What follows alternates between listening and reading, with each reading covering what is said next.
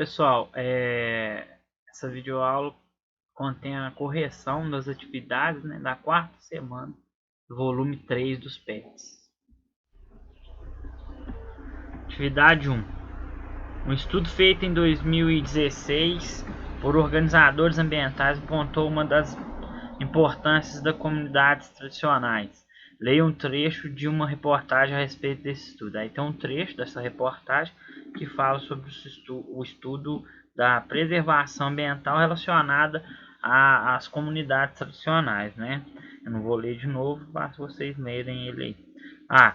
Qual é a importância da demarcação de terras de comunidades tradicionais de acordo com o estudo? De acordo com o estudo, e não só com o estudo, isso é um fato, né? A demarcação de terras para as comunidades tradicionais, ou seja, a preservação das terras dessas comunidades, segundo esse estudo, e segundo, igual eu disse, não só esse estudo, isso é um fato comprovado, é de suma importância, pois contribui, né, para a preservação ambiental, né? Essas comunidades tradicionais, ela tem um ritmo de subsistência, ou seja, elas produzem, retiram da terra, do meio em que elas vivem, somente aquilo que elas precisam para sobreviver. Assim sendo, elas não provocam uma degradação ambiental no lugar onde vivem, né? Pelo contrário, elas mantêm até uma preservação desse ambiente onde elas estão inseridas.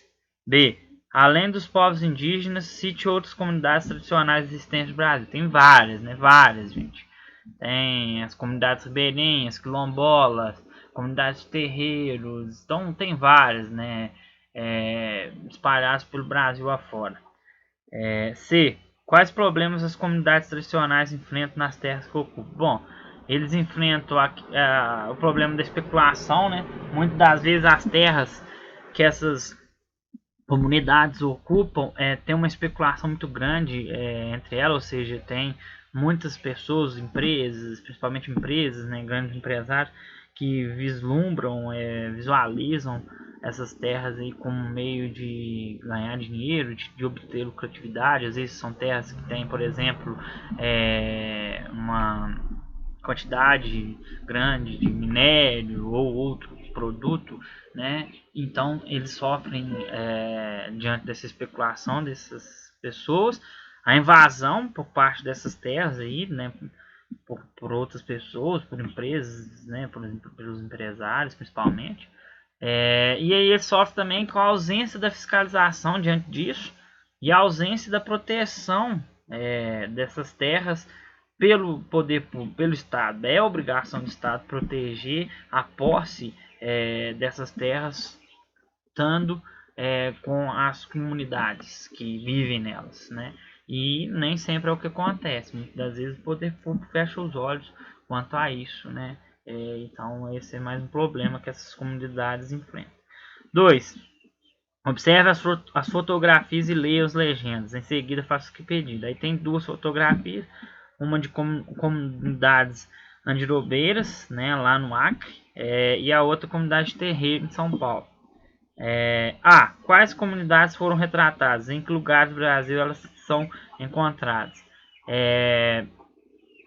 A comunidade das andirobeiras, como eu disse, e a de terreiros, né? A das andirobeiras se situa em Rodrigo Alves, no Acre, e a de terreiros em São Paulo, no estado de São Paulo, né? Mas aí eu frisei que elas podem ser encontradas em diversas regiões do país, sobretudo nas regiões centro-oeste, nas regiões mais centrais, na região mais central do Brasil e no norte do Brasil, principalmente no norte, né? São lugares mais preservados do ponto de vista ambiental, inclusive, né? Comunidades tradicionais têm essa característica de estar predominantemente nesses lugares mais preservados, né? Em região norte, aí pela presença da floresta amazônica e tudo mais, tende a ter muito dessas comunidades tradicionais ou comunidades nativas, como a gente conhece. B. Qual a principal característica cultural das comunidades de terreiro? A principal é a característica cultural religiosa, né? A comunidade de terreiro, elas têm a característica própria da sua religiosidade, né? Do candomblé e tudo mais. C. Explique como as comunidades andirobeiras obtêm renda. Através da extração e venda do óleo que elas retiram das sementes da andiroba, ok? E também da pesca. A pesca também é outro fomento de renda dessas comunidades aí. Atividade 3. Selecione pelo menos 2 argumentos para defender o direito das comunidades tradicionais às terras e faça um esboço de outdoor no seu caderno. Bom, gente, a gente pode escolher 2, mas tem vários argumentos, né, que a gente pode defender. Aí eu escolhi um argumento para defender, que é o direito dessas comunidades à posse da terra que elas ocupam, pelo fato de elas se encontrar nessas terras há muitos anos, ou seja, elas são nativas a essas terras, né, tendo até por uso histórico, elas sempre estiveram ali dentro dessa terra, o direito a essas terras, né. Outro argumento que eu utilizei é o argumento, inclusive, que está lá naquela parte da notícia lá da questão 1, que essas comunidades elas mantêm uma preservação ambiental do lugar onde elas se situam, né? Isso é bom não só para elas, como planeta, de uma forma geral, porque elas mantendo uma preservação ambiental, elas mantêm também o ciclo natural aí dos elementos naturais, elementos físicos do planeta, né? Clima, vegetação, relevo, hidrografia e tudo mais. Mas existem outros argumentos que a gente pode utilizar, né, gente? Geralmente, o que eu acho que é o elemento mais válido que a gente pode usar, o argumento, aliás, mais válido que a gente pode usar para defender a posse, essas comunidades manter a posse sobre essas terras, é a questão histórica delas ali sobre o uso dessas terras. Vou dar um exemplo, os índios, por exemplo. Não tem ninguém nesse país, nenhum povo, nenhuma população nesse país que esteja morando, né, esteja dentro de uma posse de terra mais tempo do que os índios, né? Todas as outras populações que habitam o Brasil vão ter posse sobre suas terras posteriormente aos índios. Os primeiros que vão ser os legítimos, os primeiros donos aí de terras no Brasil vão ser os índios. Só esse argumento já fala muito por que defender a posse dessas terras por essas comunidades ter a posse dessas terras mantidas, né? 4.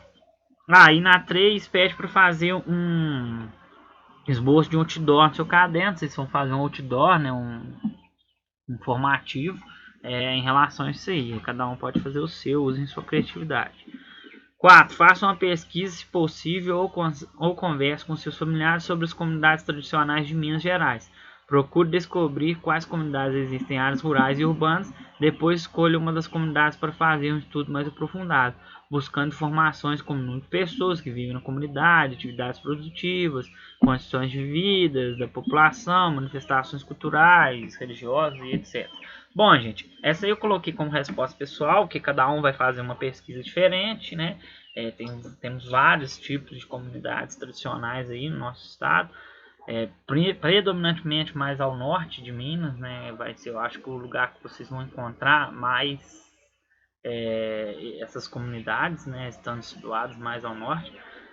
Então cada um faça a sua pesquisa e coloque aí o que se pede nessa questão 4, ok?